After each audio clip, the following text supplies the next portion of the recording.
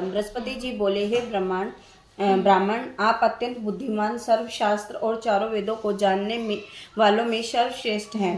प्रभु कृपा कर मेरा वचन सुने। चैत आश्विन और मास और आषाढ़ के शुक्ल पक्ष में नवरात्र व्रत और उत्सव क्यों किया जाता है? हे भगवान, इस व्रत का क्या फल है? किस प्रकार करना उचित है? और इससे पहले इस व्रत को किसने किया है? सो विस्तार से कहो। बृहस्पति जी का ऐसा वचन सुनकर ब्रह्मा जी कहने लगे कि हे बृहस्पति, प्राणियों का हित करने की इच्छा से तुमने बहुत ही अच्छा प्रश्न किया है। जो मनुष्य मनोहर पूर्ण करने वाली दुर्गा, महादेव, सूर्य और नारायण का ध्यान करते हैं, वे मनुष्य धन्य हैं। यह नवरात्र व्रत संपूर्ण कामनाओं को पूर्ण करने वाला है। इसके करने से पुत्र चाहने वाले को पुत्र, धन चाहने वाले को धन, विद्या चाहने वाले को विद्या और सुख चाहने वाले को सुख मिल सकता है।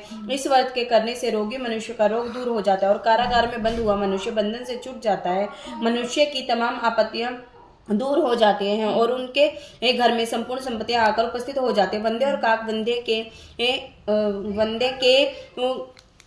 इस व्रत के करने से पुत्र पैदा हो जाता है। समस्त पापों को दूर करने वाले इस व्रत करने से ऐसा कौन सा मनोरथ है जो सिद्ध नहीं हो सकता? जो प्राणी इस अलभ्य मनुष्य देह को पाकर भी नवरात्र का व्रत नहीं करते, वह माता पिता से हीन हो जाते हैं, अर्थात उनके माता पिता मर जाते हैं और उनके अनेक दुखों को भोगता है। उसके शरीर में कुष्ठ हो जाता है और अंगहीन हो जाता है, उसकी संपत्ति नहीं होती है। इस प्रकार वह मूर्ख अनेक दुख भोगता है। इस व्रत को न करने वाला निर्दयी मनुष्य धन और धान्य से रहित होकर भूख और प्यास के मारे पृथ्वी पर घूमता फिरता रहता है। वह गूंगा हो जाता है। सतवा स्त्री भूल से इस व्रत को नहीं करती, वह पतिहीन होकर नाना दुखों को भोगती है। यदि ये व्रत करने वाला मनुष्य सारे दिन का उपवास न कर सके तो एक समय फलहार करे और उस दिन बांधवों सहित नवरात्रि व्रत की कथा का श्रवण करे। हे बृहस्पति, जिसने पहले इस महाव्रत को किया है, इसका पवित्र इतिहास मैं तुम्हें सुनाता हूँ, तुम सावधान होकर सुनो। इस प्रकार ब्रह्मा जी के वचन सुनकर बृहस्पति जी बोले, हे ब्राह्मण, मनुष्यों का कल्याण करने वाले इस व्रत के इतिहास को मेरे लिए कहो। मैं सावधान होकर सुन रहा हूँ, आपकी शरण में आए हो, मुझ पर कृपा करो। ब्रह्मा जी बोले, पीठक नामक मनोहर नगर में एक अनाथ नाम का ब्राह्मण रहता था। वह भगवती दुर्गा का भक्त था। उसके संपूर्ण सद्गुणों से युक्त मानव ब्रह्म की सबसे पहली रचना हो ऐसी अर्थात नाम वाली सुमति नाम की एक अत्यंत सुंदर पुत्री पैदा हुई। वह कन्या सुमति अपने पिता के घर में बालकपन करती अपनी सहेलियों के साथ क्रीड़ा करती हुई इस प्रकार बढ़ने लगी जैसे शुक्ल पक्ष की कला बढ़ती है। उसका पिता प्रतिदिन जब दुर्गा की पूजा और होम किया करता था, उस समय वह भी नियम से वहां उपस्थित होती थी। एक दिन वह सुमति अपनी सखियों के साथ खेलने में लग गई और भगवती के पूजन में उपस्थित नहीं हुई। उसके पिता को पुत्री की ऐसी असावधानी देखकर क्रोध आया और पुत्री से कहने लगे, हे दुष्ट पुत्री, आज प्रभात से तूने भगवती का पूजन नहीं किया है, इस कारण मैं किसी कुष्ठ और दरिद्र मनुष्य के साथ तेरा विवाह करूंगा। इस प्रकार कुपित पिता का वचन सुनकर सुमति को बहुत ही दुख हुआ और पिता से कहने लगी, हे पिताजी, मैं आपकी कन्या हूँ, मैं आपकी सब तरह से आधीन हूँ। जैसी आपकी इच्छा हो मेरा विवाह कर सकते हो। होगा वही जो मेरे भाग्य में विधाता ने लिखा होगा। मेरा तो इस पर पूर्ण विश्वास है।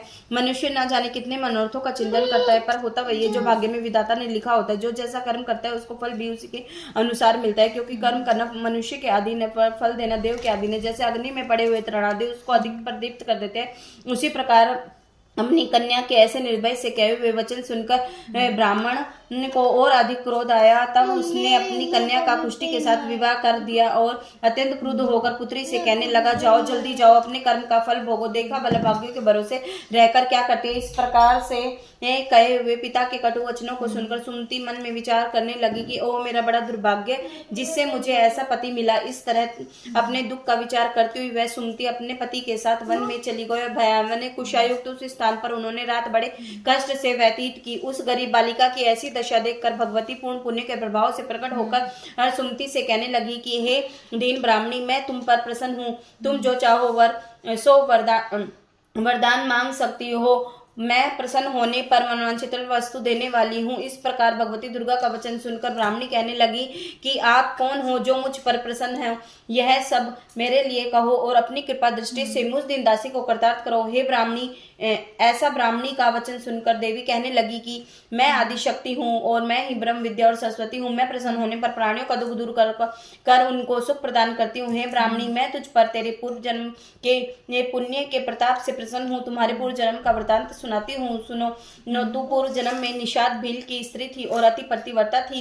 एक दिन तेरे पति निषाद ने चोरी की। चोरी करने के कारण तुम दोनों को सिपाहियों ने पकड़ लिया और ले जाकर जेल खाने में बंद कर दिया। उन लोगों ने तेरे तेरे को और तेरे पति को भोजन भी नहीं दिया। इस प्रकार नवरात्रि के दिनों में तुमने न तो कुछ खाया और न ही जल पिया, इसलिए उन दिनों तक नवरात्रि का व्रत हो गया। हे ब्राह्मणी, उन दिनों में जो व्रत हुआ, इस व्रत के प्रभाव से प्रसन्न होकर तुम्हें मनवांछित वस्तु दे रही हूँ। तुम्हारी जो इच्छा हो सो मांगो।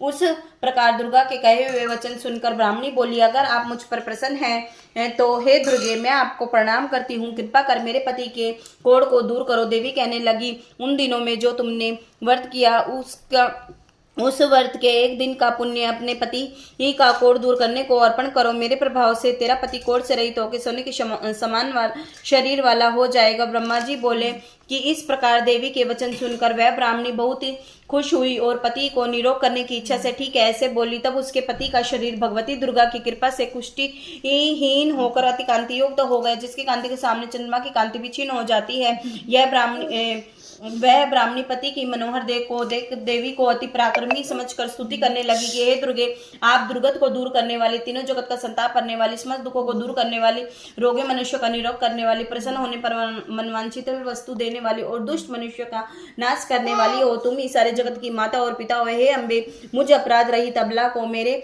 पिता ने कुष्ठी मनुष्य के साथ विवाह कर मुझे घर से निकाल दिया था। उसकी निकाली हुई मैं पृथ्वी पर घूमने लगी।